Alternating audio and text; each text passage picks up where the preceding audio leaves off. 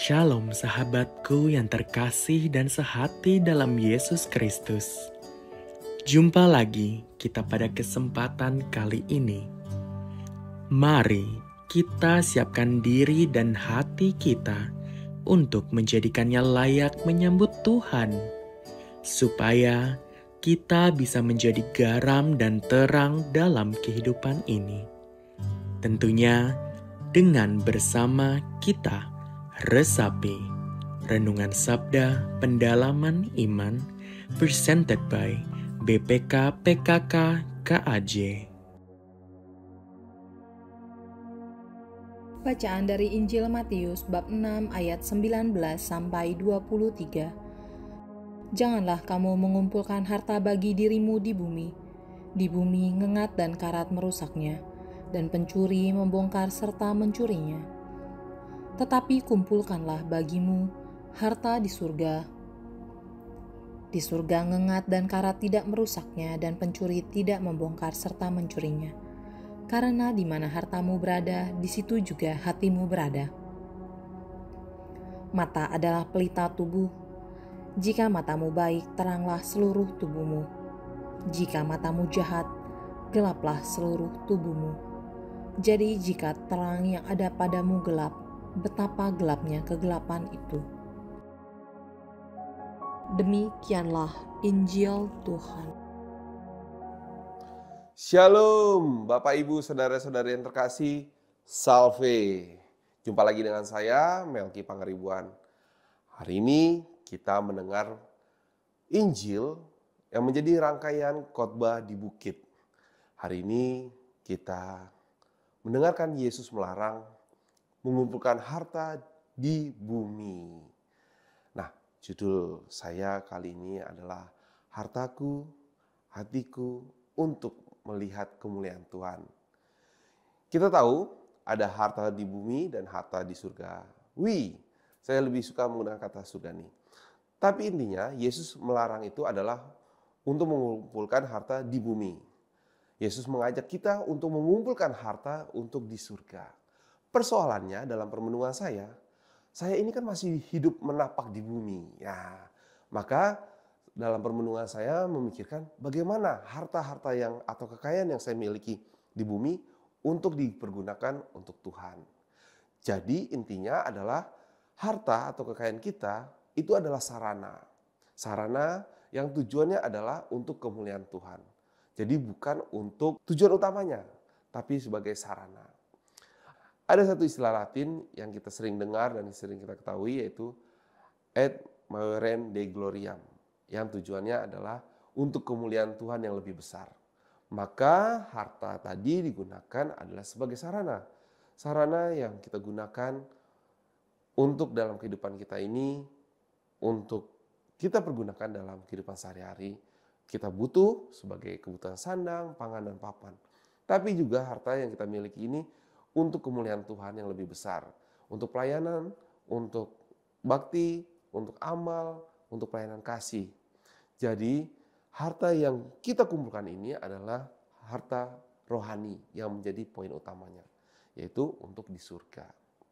Ada satu contoh, kita mungkin sering bekerja keras. Kita mati-matian mencari cuan atau mencari untung, uang, dan sebagainya, harta. Ingin jadi sultan mungkin. Tapi ternyata kita mengabaikan keluarga.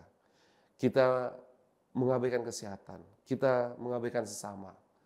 Kita mengumpulkan harta, melekat pada yang duniawi. Tapi Tuhan mengajak kita untuk mengumpulkan harta surgawi yang tidak akan diambil pencuri, tidak ada karat dan ngengat.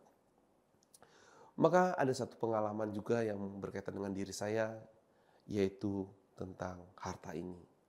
Harta yang saya gunakan memang tidak banyak, nggak ada investasi di mana-mana, tapi saya mencoba apa yang saya punya, saya berikan sedikit untuk kemuliaan Tuhan.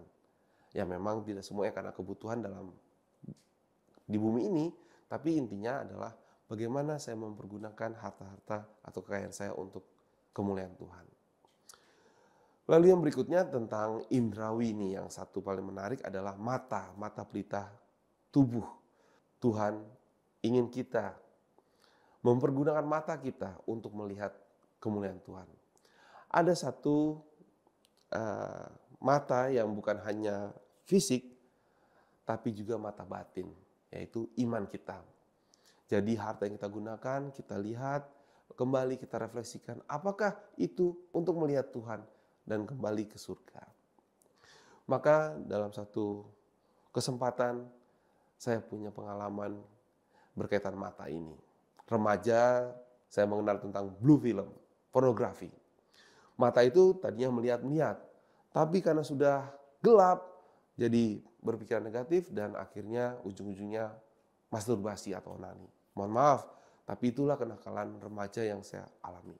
Nah, berkaitan dengan Injil, bahwa Tuhan mengatakan kalau sudah mata kita rusak atau sudah tercemar gelap, maka tubuh kita juga menjadi terpengaruh.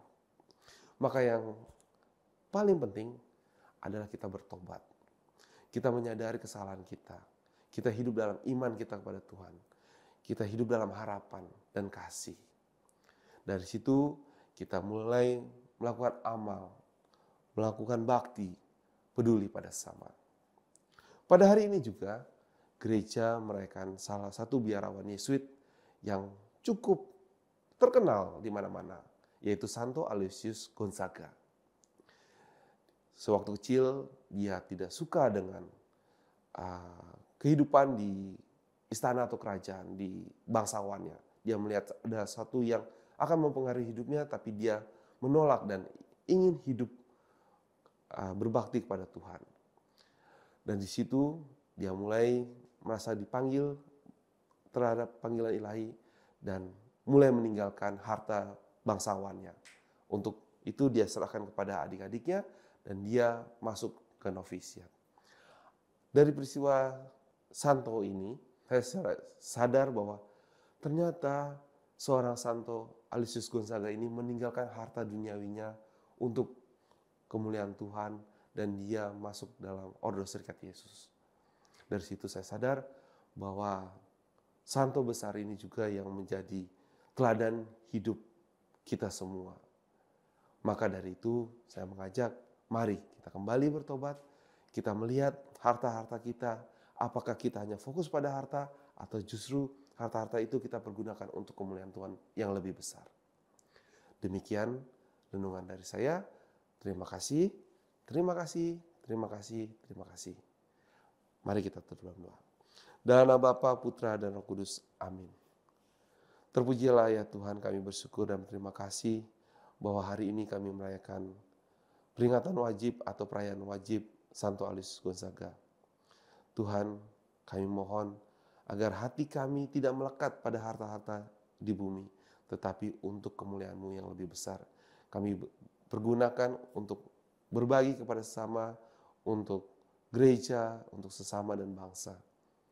Semua doa ini ya Tuhan kami sampaikan kepadamu dengan pengantar Kristus Tuhan kami. Amin. Dan Bapa, Putra, dan Roh Kudus. Amin. Dadah.